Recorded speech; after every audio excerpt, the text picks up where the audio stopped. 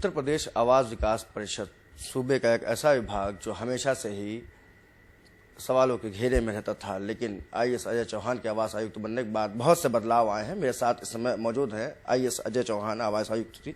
बहुत बहुत स्वागत सर आपका।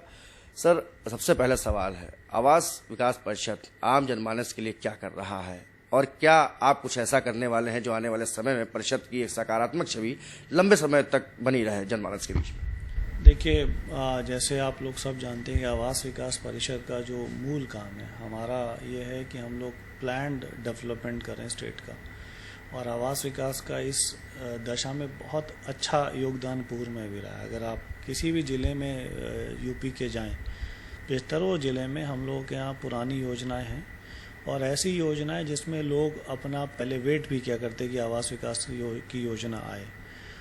धीरे धीरे जैसे जैसे अब लैंड हमारा जो बैंक है वो कम होता जा रहा है, तो हमारे लिए सबसे बड़ी चुनौती ये रहती है कि हम लोगों को एक प्लान्ड रूप में आवास कैसे दिला पाएं। तो अभी जो वर्तमान में हम लोगों का प्रयास है कि हम नई नई योजनाएं हर एक ज़िले में लेके आएँ, और जो हमारे लाभार्थी हैं, चाहे वो मध्यम आय वर्ग के हों, चाहे लो इनकम ग्रुप के हों, चाहे हमारी ईडब्ल्यूएस कैटेगरी है, उनको हम भूखंड या भवन दें। इसको पार पाने के लिए हम लोगों ने कुछ नए प्रयोग किए हैं कि एक तो सबसे पहले जो सबसे बड़ी दिक्कत आती थी वो हमारी भूमि अर्जन को लेके आती थी। तो आवास विकास ने पहली एक पायलट योजना यहाँ पे लखनऊ में शुरू की, अर्जुनगंज के पास, जहाँ पे हम लोगों ने जो है इसको हम लैंड पूलिंग का एक नया प्रयोग किया, जिसमें हम लोग किसानों को जो एक तरीके से हम लोग उनको पार्टनर बना रहे हैं इन डेवलपमेंट, और जितनी भी हमारी लैंड है उसको पूलिंग के माध्यम से 25% लैंड हम लोग किसानों को ही डेवलप करके देंगे। उसका मालिकाना हक उनका होगा, वो अपने तरीके से उसको बेच भी पाएंगे। 25% लैंड जो है हम अपनी लोगों को आवंटित करेंगे हम अपने तरीके से, और जो पूरा डेवलपमेंट है आवास विकास की योजना की तरह हम उसे डेवलप करेंगे। तो इससे एक तो जो आवास विकास को भूमि अर्जन में इनिशियल इन्वेस्टमेंट करना पड़ता था वो दिक्कत है। किसान को जब हम सहभागी बना देते हैं तो जो भू आवंटन में दिक्कत आती थी, भूमि अर्जन में दिक्कत आई, तो उसमें काफ़ी जो प्रॉब्लम्स है उसको सॉल्व करने में आसानी हम लोगों को हो रही है। इसके अलावा हम लोग जो है सीधा लोगों से करार के माध्यम से भी ज़मीन करने की प्रक्रिया अपना रहे हैं। जैसे हमने अभी मथुरा में, वृंदावन में, छठी कला में एक योजना ली, हमने उससे डीएम से एक रेट तय कराया, और हम लोग उसमें जो सर्कल रेट है उसका 3.2 टाइम्स जो हम लोगों को सीधा दे रहे हैं।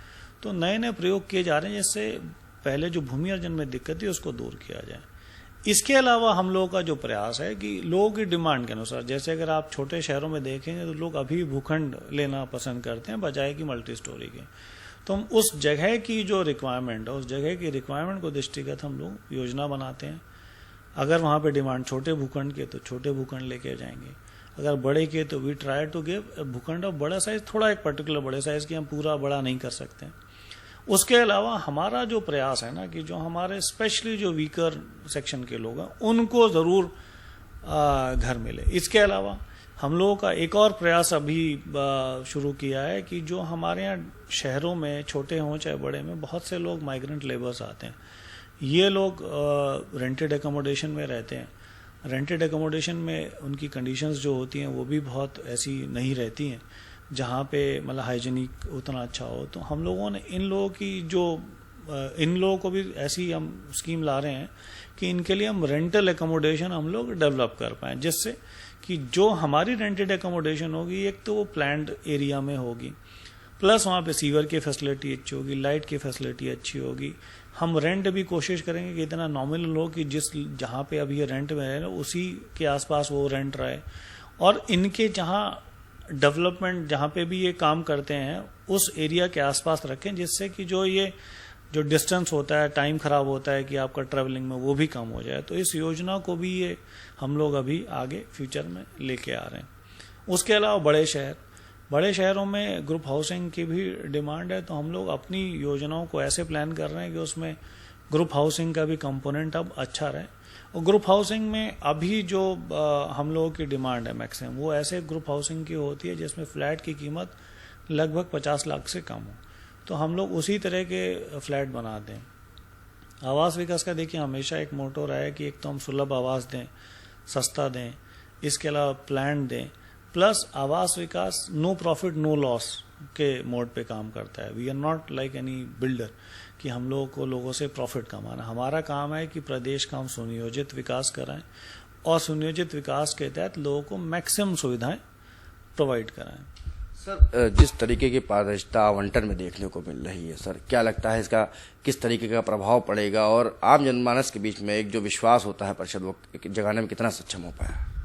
देखिए, जहां भी पारदर्शिता होती है वहां पे जन विश्वास बहुत ज्यादा आ जाता है। तो उसी जन विश्वास को हासिल करने के लिए जो बीच में हम लोगों ने देखा कि कई बार शिकायतें भी होती थी नीलामी को आवंटन को लेके, तो हम लोगों ने अब ये किया है कि 1 करोड़ से ऊपर की जितने भी नीलामी है प्रथम फेज में हम लोगों ने उन सबको ऑनलाइन कर दिया है।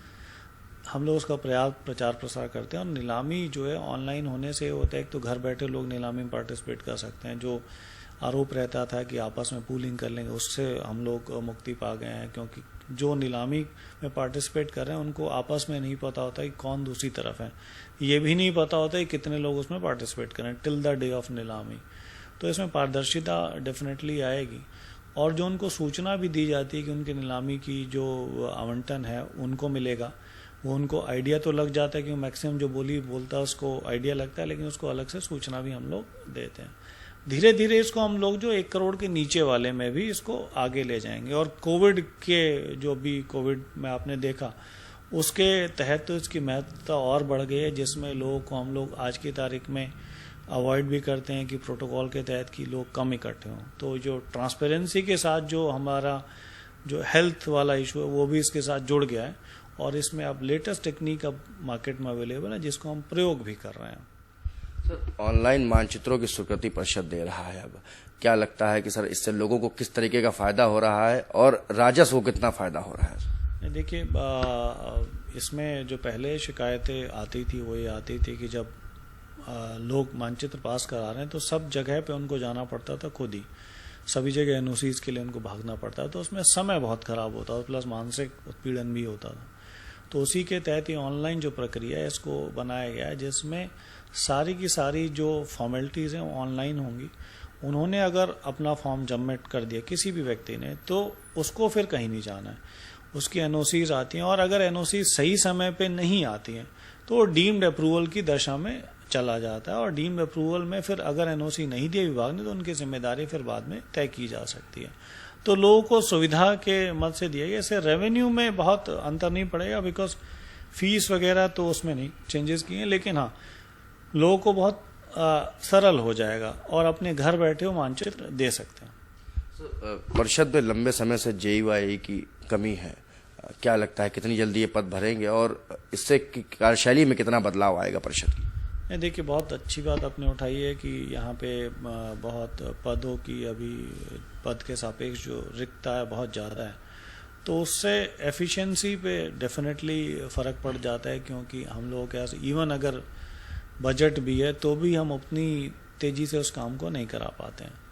तो इसके लिए हम लोगों ने जेई के लिए और एई के लिए हमने अपना अध्याचन भेज दिया और हमें उम्मीद है कि जिस गति से अभी भर्तियां हो रही हैं ये भर्तियां हमारी जल्दी हो जाएंगी और परिषद जो अपनी फुल कैपेसिटी में फिर वर्क कर पाएगा।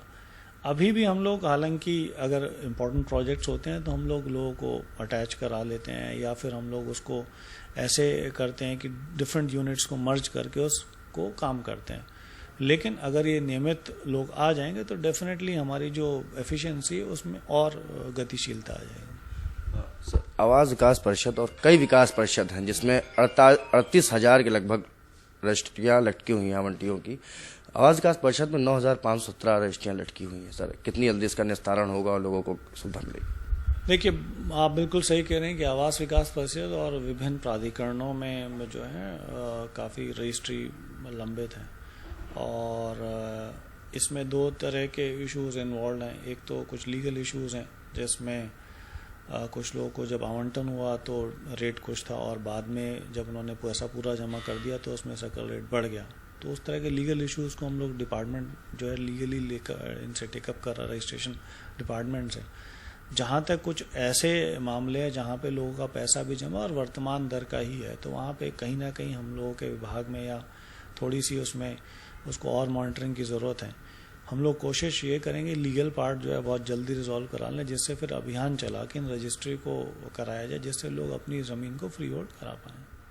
सर हम जब से आप आवास आयुक्त बने हैं, आपकी कार्यशैली को लेकर तारीफें होती हैं, लेकिन आवास सचिव की रिपोर्ट आई थी जिसमें अवैध निर्माणों की लिस्ट जारी की गई थी। विकास परिषद चौथे नंबर पे है, कहीं ना कहीं आवास विकास परिषद की फजीहत भी हुई। इस चीज़ को सर कैसे मैनेज करेंगे और क्या सुधार लाएंगे? देखिए, बहुत आपने अगेन ऐसा वैलिड पॉइंट रेज किया है कि अवैध निर्माण हमारी योजनाओं में, सभी प्राधिकरण की योजनाओं में कहीं ना कहीं हम लोगों के लिए एक बड़ा ये बिंदु है चिंता का, कि जो लैंड यूज़ के लिए हम लोग देते हैं उसके विपरीत लैंड यूज़ में लोग इसे यूज़ करते हैं। इसमें देखिए दो तरह की जिम्मेदारियां हैं। एक तो है कि हमें ही अपना बहुत विजिलेंट रहना पड़ेगा कि हमारे को जब अवैध निर्माण हो तो प्रथम दृष्टया उसी लेवल पे उसको रोक दिया जाए। दूसरा, कई बार ऐसा होता है कि हमारा इंटर डिपार्टमेंटल कोऑर्डिनेशन भी उतना अच्छा नहीं हो पाता है, जिसको भी हमें इम्प्रूव करना है। जैसे किसी जगह पे अगर कोई कमर्शियल चीज़ चल रही है, कोई हमारे घर पे किसी ने रेस्टोरेंट खुला लिया तो फूड से लाइसेंस मिल गया, फूड मीन्स की जो फूड एंड ड्रग्स है। कहने का मतलब है कि परिषद को नहीं और विभागों को भी सजग होना पड़ेगा इसके लिए। सजग नहीं, एक्चुअली परिषद को सजग ज़्यादा रहना पड़ेगा और बाकी विभागों से हमें इंटर डिपार्टमेंट कोऑर्डिनेशन जो है और बेहतर कराना पड़ेगा। जैसे मैंने कहा ना कि अगर कॉमर्शियल कोई काम कर रहा है तो कॉमर्शियल हमें उसकी कोशिश ये कि अगर बिजली कनेक्शन ना मिल पाए, प्लस उसको जिस चीज़ के लिए यूज़ करना है उसको लाइसेंस ना मिल पाए, तो हम लोगों को विभिन्न विभाग के सहयोग से इसे और बेहतर कराना पड़ेगा और हम लोग इस तरह प्रयासरत हैं कि इसको किया जाए। प्लस हम लोग के यहाँ एक चीज़ की कमी थी कि आवास विकास को स्वयं को सीलिंग की पावर नहीं थी। हम लोग सीलिंग की पावर प्राधिकरणों से लेते थे।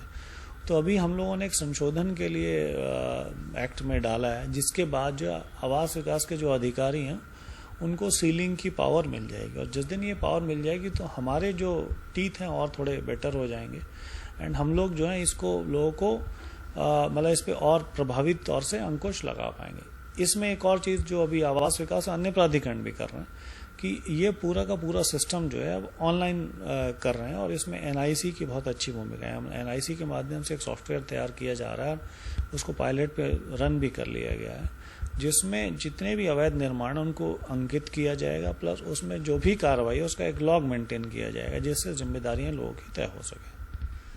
तो ये थे मेरे साथ उत्तर प्रदेश आवास विकास परिषद के आवास आयुक्त IAS अजय चौहान, जिनका कहना है कि जिस तरीके की जो कार्यशैली चल रही है, चाहे वो ऑनलाइन आवंटन हो या फिर आम जनमानस तक आवास विकास की सुविधाओं को पहुंचाना, इसमें परिषद पूरी तरह सजग है और उम्मीद यही की जा रही है कि आने वाले समय में आवास विकास परिषद आम जनमानस को ज़्यादा से ज़्यादा सुविधाएं देगा। राजधानी लखनऊ से कैमरा पर्सन दीपक के साथ मैं थरुर रस्तोगी, एक्सपोज इंडिया के लिए।